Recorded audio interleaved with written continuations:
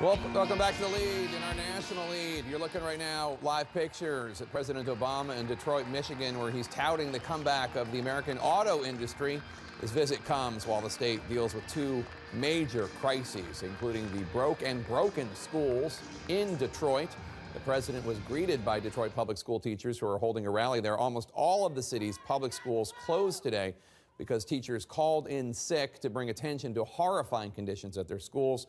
Young students breathing in black mold while sitting in classrooms infested with rodents, all because of a lack of funding. And then there is the lead-poisoned water 70 miles away from Detroit in Flint. I am very proud of what I've done as president. But the only job that's more important to me is the job of father. And I know that if I was a parent up there, I would be beside myself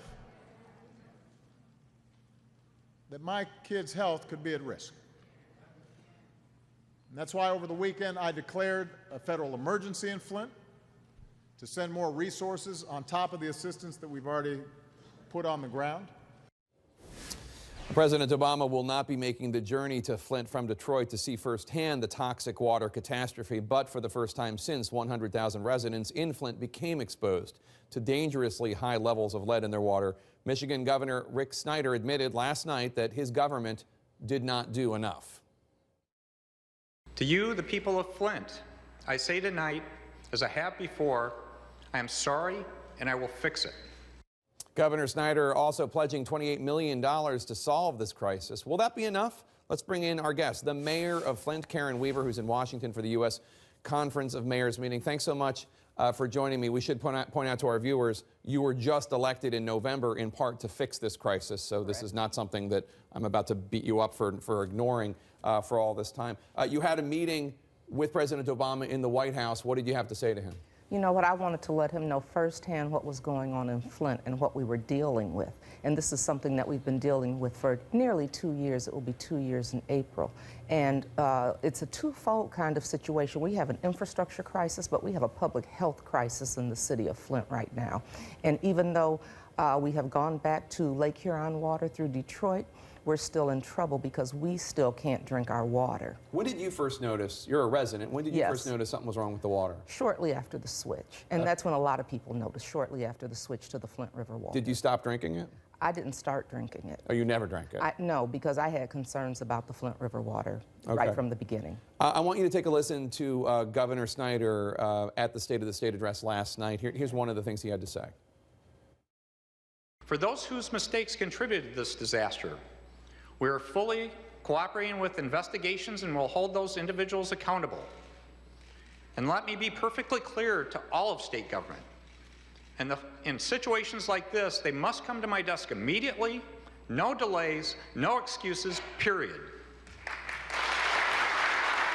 What's your reaction? Well, you know, he said some things that we're okay with, but it's not enough. What he did and what was put on the table yesterday really isn't enough. The $28 million for that's not infrastructure, enough. No, that's not enough. What do you need?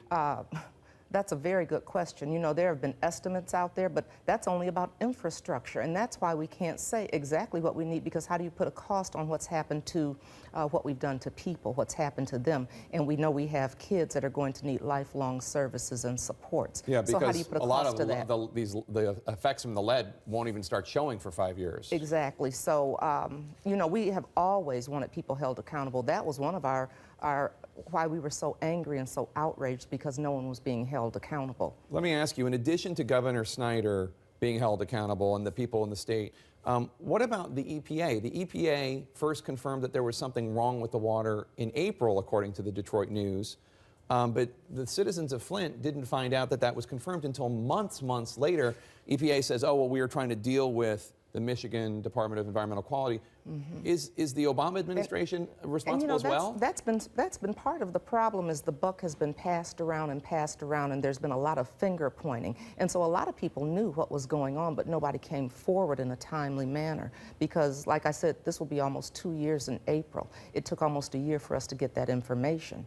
And so there's been a lot of passing the buck on this. It's horrifying, though, because we're talking about months and months and months. People knew that there was a problem. And no one said anything. People in Michigan with Governor Snyder, people in the EPA, on the federal government, and they let kids keep drinking this water. Exactly, and one of the things we did talk about even this morning with EPA was they need to be much more aggressive in what's going on with Flint. Well, Madam Mayor, stay in touch with us. I will. Let us know what's going on.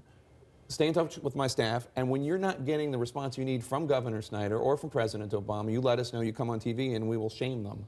I'm sorry that it took us so long to get on the story. Thank you, I appreciate it.